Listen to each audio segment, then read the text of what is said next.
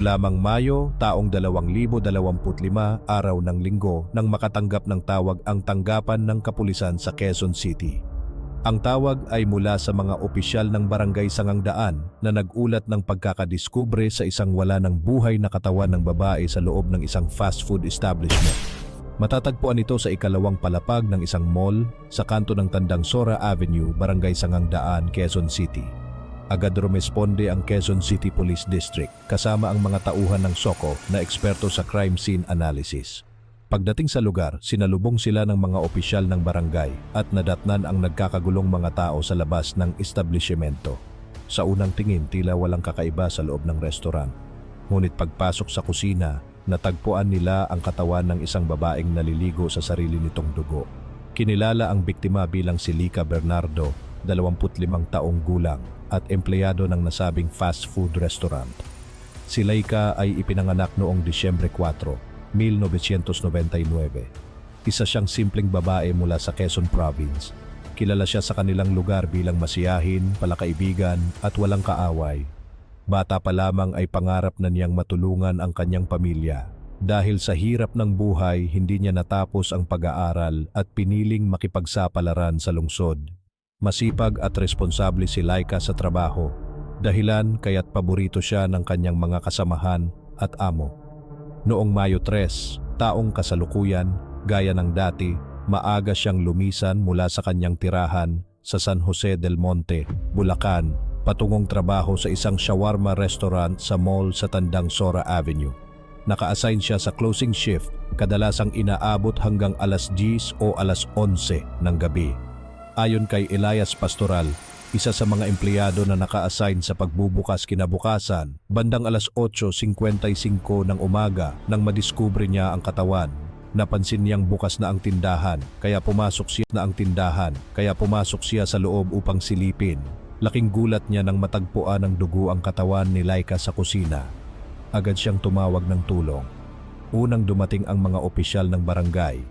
Inakala nila noong una na nagpakamatay ang biktima. Ngunit dahil sa dami ng sugat at kalagayan ng katawan, agad silang tumawag ng pulisya at kinordonan ang lugar upang mapreserba ang crime scene. Bilang bahagi ng protocol, hinold nila si Elias, ang unang nakakita sa katawan. Sa isinagawang investigasyon ng SOCO sa pangunguna ni Police Inspector Frederico Manzano, na-recover sa crime scene ang isang brown wallet na may 2 ID ng lalaki, ilang ATM card at perang nagkakahalaga ng 1,000 piso. Nakuha rin ang 2 duguang kutsilyo, cellphone, t-shirt at ID ng biktima. Mas luminaw pa ang pangyayari nang masuri ang SHEM-CREO footage. Bandang alas 9 ng gabi, makikitang kinaladkad ng isang lalaking nakasombrero ang nagpupumiglas na biktima papasok ng kusina. May dalang patalim ang lalaki at ilang ulit na inundayan ng tarak si Lica. Kahit pa siya'y nagmamakaawa at iniaalok ang kanyang cellphone at pera. Hindi pa nakontento ang lalaki at nang mabitawan ang unang kutsilyo, kinuha pa nito ang isa pang patalim at muling pinagtatarak kay Lica. Kahit sugatan, nagawa pang manlaban ng biktima. Muli silang nagpang-abot bago tuluyang ipitin ng suspect ang mga hita ni Lica at undayan ng sunod-sunod pang tarak. Dahil sa na-recover na ID at positibong pagkilala mula sa mga kasamahan at store manager, natukoy ang suspect na si Eduardo Lagulaw Jr., dating empleyado sa parehong restaurant. Ayon sa manager, naging katandem ni Lica si Eduardo ngunit nagkaroon sila ng alitan dahil sa discrepancy sa inventory 3 linggo bago ang insidente. Dahil dito, natanggal si Eduardo sa trabaho. Dahil dito'y agad isinagawa ang manhunt operation. Napag-alaman na residente ito ng Gulod Avenue, Novaliches, Quezon City, ngunit hindi na siya natagpuan doon.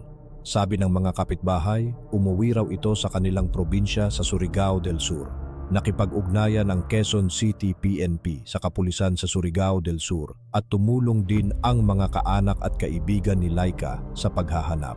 Bago pa man ilabas ng PNP sa publiko ang pagkakakilanlan ng suspect, ipinakalat na ito sa social media. Makalipas ang ilang araw, noong Mayo 9, taong kasalukuyan kusa nang sumuko si Eduardo sa Barobo Municipal Police Station sa Surigao del Sur kasama ang kanyang ina.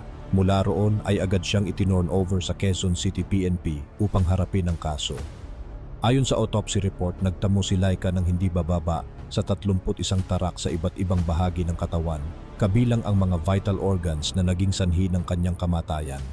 Walang nawawalang gamit o pera sa restaurant, kaya't inalis ang motibong pagnanakaw. Sa halip, ang krimen ay nakita bilang isang premeditated act ng galit at paghihiganti. Malinaw na planado ang krimen. Batid ng suspect ang schedule ni Laika at ang oras kung kailan siya nag-iisa.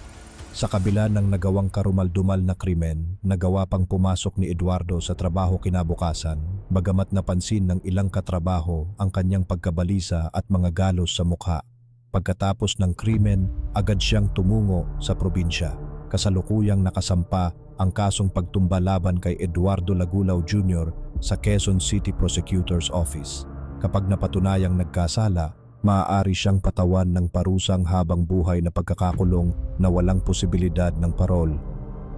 Ang labi ni Laika ay inuwi ng kanyang pamilya sa Quezon Province kung saan siya inilibing. Hanggang ngayon, iisa ang panawagan ng mga nagmamahal sa dalaga, ang makamit ang hustisya. Bagamat hindi sapat ang parusang habang buhay, naniniwala silang ito'y makatutulong upang kahit papaano'y mapanatag ang kanilang kalooban.